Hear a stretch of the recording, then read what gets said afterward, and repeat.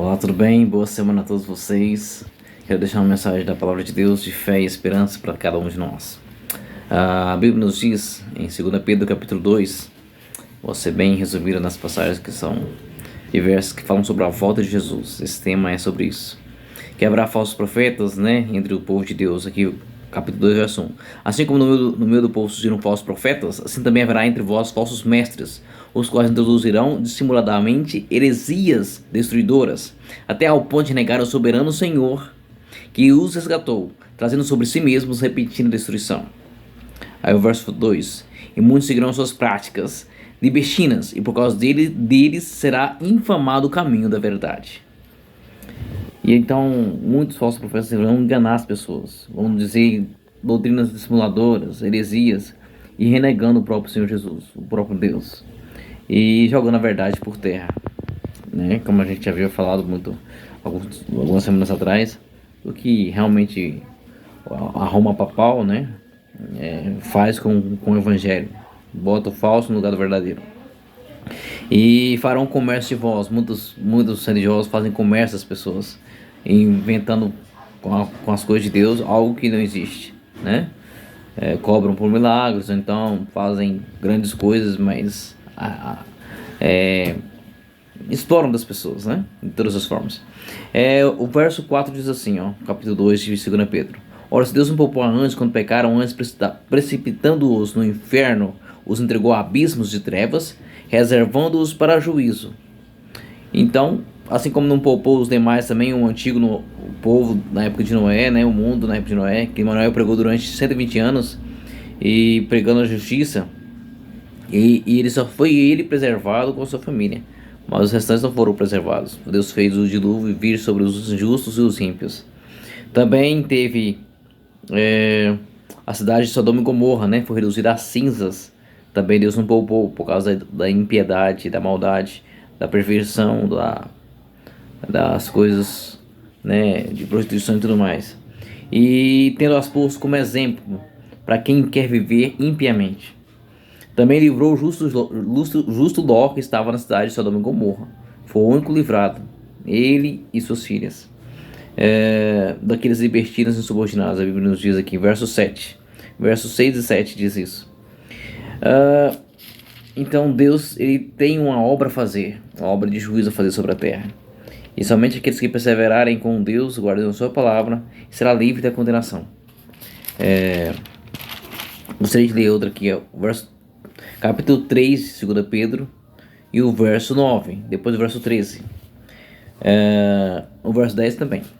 Verso 9 diz assim: Não retarda o Senhor sua promessa, como alguns a julgam demorada, pelo contrário, ele é longânimo para convosco, não querendo que nenhum se perca, ou que nenhum pereça, senão que todos cheguem ao arrependimento. Verso 10. Virá entretanto como ladrão o dia do Senhor, no qual os seus passarão com estrepitoso estrondo, e os elementos se desfarão abrasados. Também a terra e as obras que nela existem serão atingidas. Então, quando Jesus voltar, Deus não retarda a sua promessa. Logo ele virá. Ele está sendo apenas longânimo e paciente, para que nenhum pereça. Mas por que Deus não quer que nenhum pereça? Porque Deus quer realmente dar salvação eterna para cada um. Mas infelizmente a maioria não vão escolher essa mesma salvação que Deus quer dar. É por isso que a justiça divina é fiel e justa, É misericordiosa, mas tem um fim. A misericórdia de Deus terá um fim. E aí virá a justiça. E o dia do Senhor será como ladrão. Ninguém saberá o dia nem a hora. Mas quando vier, será com estrepitoso estrondo. Os elementos se desfarão, a terra ficará toda em pedaços, basicamente. Todos os elementos da terra se moverão. E o verso 13 diz, 12, 13, que nós devemos, esperando e apressando a vida do dia de Deus, por causa do qual os seus incendiários serão desfeitos e os elementos abrasados se derreterão. Verso 13. Nós, porém, segundo a sua promessa, esperamos novos céus e nova terra, nos quais habita a justiça. Agora eu faço uma perguntinha para vocês.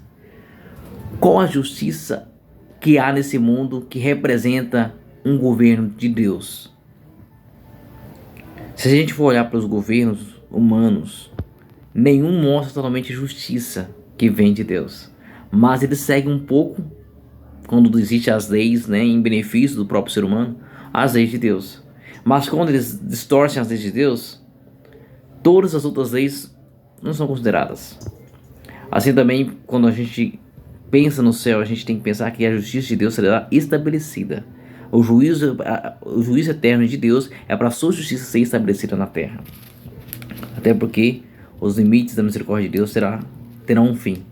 E a gente tem que ficar atento a isso. Nem tudo é fácil e nem tudo é banal. Jesus não morreu na cruz à toa. Não foi fácil para ele descer do céu e fazer isso. Mas por essa grande bondade existiu uma grande misericórdia.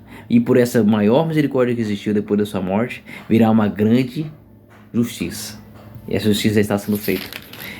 Agora vamos para Apocalipse para encerrar esse assunto, que é muito maravilhoso. E termina com uma promessa aos fiéis seguidores do Senhor. Não seguidores da besta, viu, queridos? Seguidores do Senhor. Aqueles que têm testemunho de Jesus. E guardam a fé em Jesus, né? O testemunho do Senhor, né, que é os mandamentos de Deus, e guarda a fé em Jesus. Capítulo 21 de Apocalipse, versos 1 e o verso 3 também. Vamos ler do 1 até o 3. Vi no céu nova terra, pois o primeiro céu e a primeira terra passaram, e o mar já não existe. Vi também a cidade santa, Nova Jerusalém, que descia do céu da parte de Deus, ataviada como noiva para o seu esposo. Verso 3. Então ouvi grande voz vindo do trono, dizendo: Eis o tabernáculo de Deus com os homens. Deus habitará com eles, eles serão povos de Deus, e Deus mesmo estará com eles. E o verso 4, como tanto. E diz enxugará dos olhos toda lágrima, e a morte já não existirá. Não haverá nem luto, nem pranto, nem dor, porque as primeiras coisas passaram. Queridos, Deus tem uma promessa. E aqui João fala da visão que ele teve do céu. Os novos céus e nova terra. Lá onde Deus falou que vai estabelecer a sua justiça, né? Esperamos novos céus na terra onde Deus, né, estabelece a justiça. E a cidade santa, que é a cidade de Deus, Jerusalém, será descida, vai descer do céu. Mas aqui está uma promessa maravilhosa que todos nós aqui na terra não temos ainda na essência. O que é isso? É que Deus, nosso Deus, habitará junto conosco e a morte já não vai existir. Verso 4 diz: Deus enxugará dos nossos olhos toda lágrima. Já não haverá morte, nem pranto, nem dor, porque as primeiras coisas passaram e a morte já não existe. É a nossa maior inimiga. Se você, querido, tem medo de morrer, que eu acredito que todos nós temos, como eu tenho, se você tem medo das doenças, que são várias, terminais, doenças que deixam molestes, né? E todos os tipos de coisa, pense uma coisa. Se você está passando por essa situação, com a doença incurável, né? E que não permite mais a sua saúde completa. E a gente sente na pele o que é difícil ter uma saúde boa e depois ter uma saúde debilitada. A gente tem que pensar o seguinte, que Deus tem um plano. E esse plano será executado. Onde a morte não vai existir. Onde os olhos serão limpos das lágrimas. Não vamos perder entes queridos mais. Teremos um futuro mais do que esperado. Porque não haverá pranto nem dor. Porque todas as coisas da morte, tristeza e dor, lágrimas e percas foram passadas. Estaremos juntos, não haverá separações. As pessoas não deixarão umas às outras devido às situações financeiras ou os problemas. E nem brigas familiares. Ali haverá paz, a paz completa, a justiça eterna. É por esse mundo de justiça que eu procuro e quero estar preparado. Onde Deus quer limpar toda lágrima dos nossos olhos. E aqui o verso 14 para encerrar esse assunto. Bem-aventurados aqueles que lavam as suas vestiduras no sangue do Cordeiro, para que eles assistam o direito à árvore da vida e entrem na cidade pelas portas.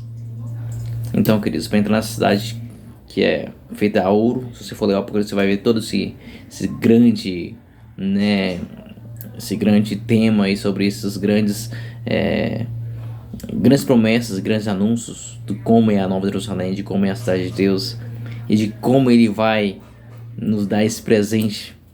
Você vai ver que o sangue do Cordeiro de Cristo, que é você aceitar as promessas dele e obedecer os seus mandamentos, seguir o seu testemunho, ter a fé que Cristo teve, nos dará o direito à árvore da vida, que é lavar as vestiduras com o sangue de Cristo e entrar nessa cidade pelas portas.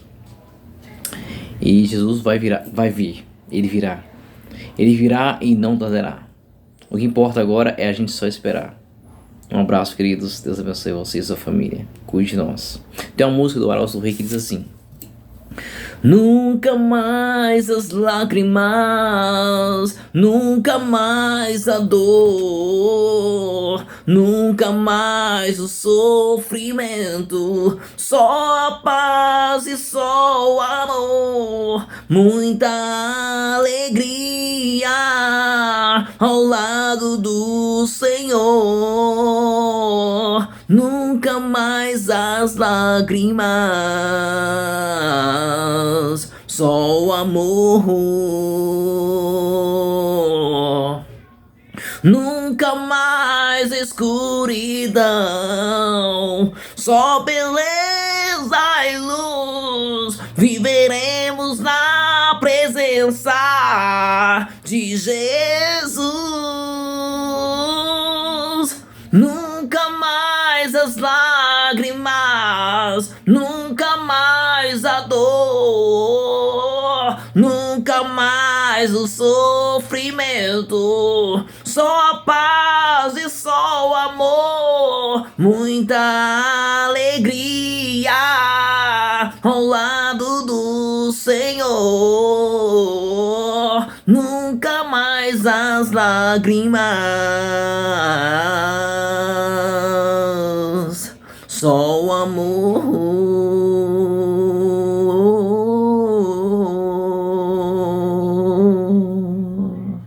Amém. Glória a Deus, aleluia.